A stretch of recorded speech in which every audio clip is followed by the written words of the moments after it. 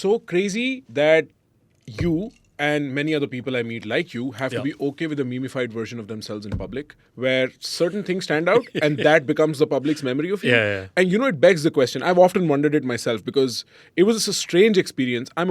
You can see I'm a broad, tall guy. I'm not afraid of fighting, so I can be confrontational. I speak well. I'm very fond of discussions and debates and conversations. So I was always kind of in the mix at a very politically charged campus at Columbia. Yeah. And I don't need to be your token white input in this or token brown input in this white discussion. Right? I never understood because it was maybe a different era too. Now it's far more racist. But I never understood if discrimination or tokenism, which one's really worse? Because they're both pointing at the same thing that I can do away with for the next 2 minutes. I don't have to be an Indian in every room I walk into around the world. I can just be Prakhar. I can be the kind of stuff I do. Right? There's so much. So, in your opinion, you worked at the White House and you worked with Obama, who was known to think about these things. Identity were questions that were forming in the 2008 to 12 and then 16 era. Which one is worse? Is it racism or tokenism? I don't view them as a binary like that, and I'll tell you why. Is that I think a lot of times, even today, people confuse tokenism with representation, and the two are totally different, right? Like just because I'm just talking about film and TV, for example. Just because a project has a particular character, if they've got a couple of lines, producers might think, okay, we've done it, we've got a diverse cast. But if you're just tokenizing for the sake of doing it, that's different than actual full-breadth representation. It's similar to like, I think even within our own communities, we often confuse, there's this discussion about like, look at these actors of my generation, right? People will say like, oh, you guys had to play cab drivers and store clerks, and as if those professions are inherently somehow shameful. They're not, right? So what are you actually trying to say? I think what you're actually trying to say is historically in American film and TV, those professions were distilled down to only one or two lines with your aspect of identity as the butt of the joke. So they were never fully fleshed out characters, which is why the language that we use to say it is, oh, he had to play a cab driver. There's nothing wrong with, I would love to play a cab driver if it's a fully fleshed out. If the most interesting thing about the cab driver is the fact that he's a cab driver or that he happens to be Indian, I'm not interested. Right? There should be something more there. So I think what people are describing is a three-dimensional, fully fleshed out, flawed character. Right. And the first time I saw that was in Mississippi Masala, which Mira directed, right? Denzel Washington, Sarita Choudhury. So when you're asking like tokenization and all of that, I don't know that it's a binary because I just think it's more complicated than that. You also mentioned today things are more racist than they were before. Like at least 7-8 years before. I think what you're seeing, and let's maybe absent what's happening with ICE and in public policy, but just in terms of the way that people interact with each other, I almost appreciate, I don't know that things have gotten worse. I think people are just willing to pull back the curtain or the hood on what they've always felt. And I think if you've worked in business, especially in media, but if you've worked in business, if you've worked in politics and sports, look at the choices that people have made, right? You look at, and I'm not trying to put somebody on blast for this because this was one of my big pet peeves is using a 2025 lens to look at shit that happened in the past. It's a little bit unfair. But for example, you look at shows like Friends or Seinfeld, right? Those shows rarely, if ever, had any people of color. And those shows took place in New York City in the 90s. New York City was incredibly diverse in the 90s.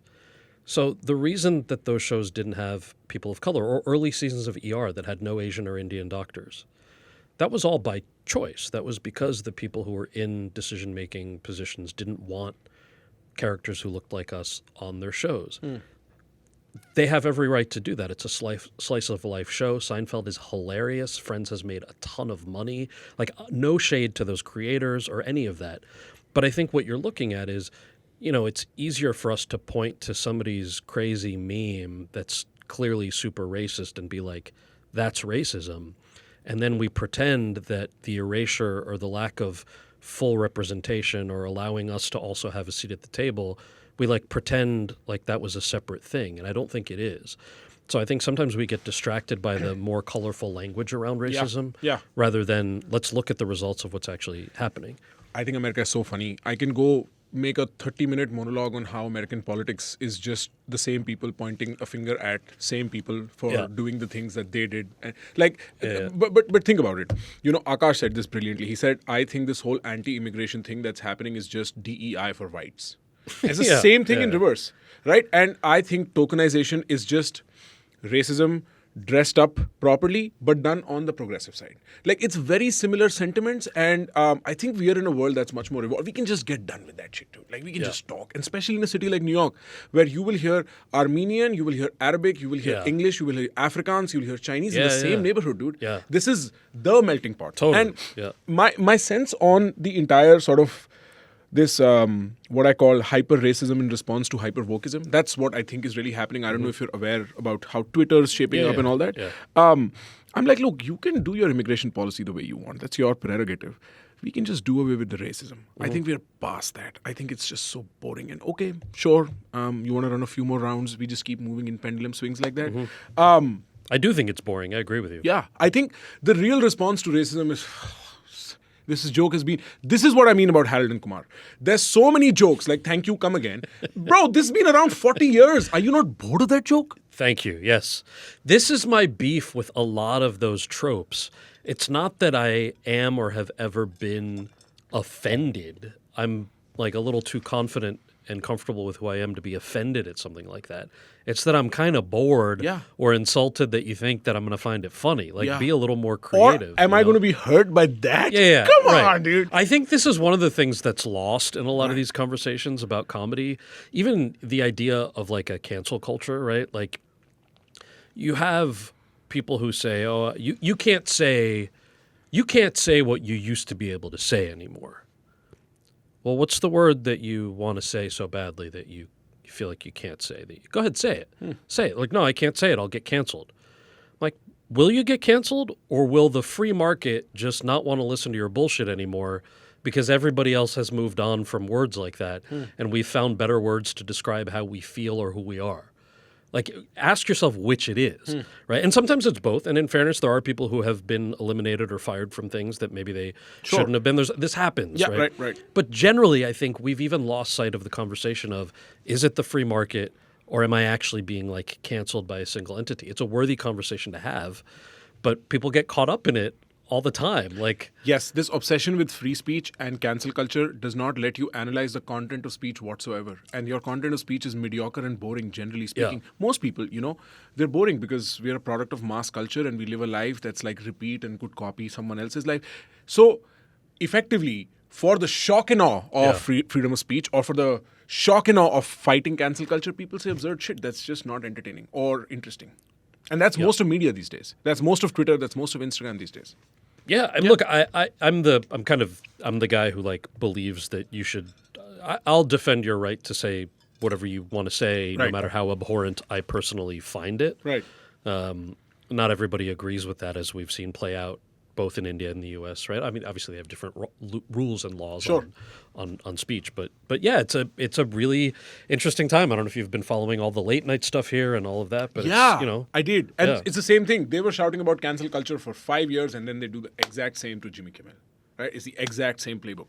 And so at this point, for a brief moment when I was here, I was involved in the political scene and I had convictions about the American political scene. Now when I look at an American with political convictions, I'm like, you're just dressing up and doing theater.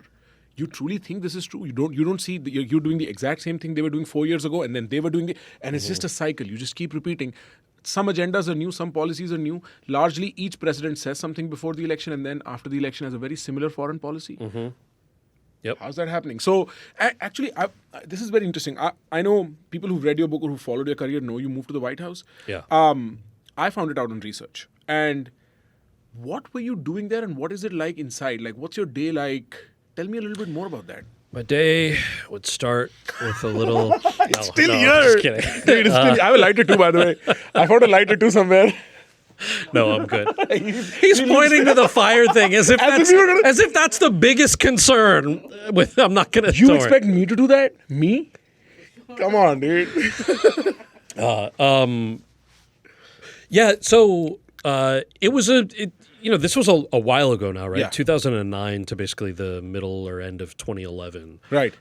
Was when I served as an aide in the Obama White House. I was one of the associate directors of an office called the Office of Public Engagement. And I had 3 jobs, basically. I focused on outreach to young people, outreach to Asian American and Pacific Islander groups, and outreach to the arts community.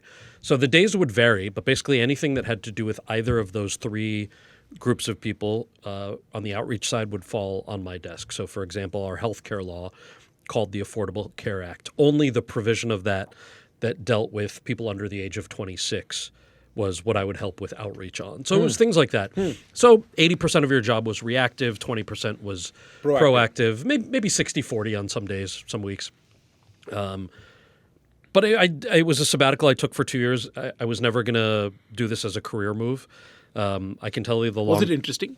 Oh, I found it super fascinating. Really? Yeah. Was there not a lot of paper pushing and that kind of stuff? It was a little bit of both. I say on the plus side, it made me, and I still believe this, it made me really feel like seeing what a real vibrant democracy is like, and the fact that if people actually do speak up, protest, write letters, vote, you can actually change things for the better. And a lot of the things that you can change are not salacious enough to end up on Twitter or on the cable news. Interesting. Because they're just boring things. They're just boring things, but they make people's lives better by a lot, yeah. But you're never going to know unless you're paying attention. And, you know, the people who pull the puppet strings only want you to pay attention to the salacious shit so that they can sell commercials and keep you kind of in this view, right? So I left feeling actually good about that. And then the other side of it as an actor was like, oh my God, my improv skills have died because I've been sitting at a desk in a suit for 2 years. Get me out of here, right? So it was a little bit of those. Guys, मैं बता नहीं सकता कि इस clip में मैं वो सारी बातें डाल ही नहीं सकता जो उस पूरी कॉन्वर्सेशन में इतनी इंटरेस्टिंग कॉन्वर्सेशन है. आपको हमारे मेन चैनल पे जाना पड़ेगा, थोड़ा एफर्ट लगाना पड़ेगा, सब्सक्राइब बटन दबाना पड़ेगा, बेल आइकॉन दबाना पड़ेगा और हमारे साथ वक्त बिताना पड़ेगा.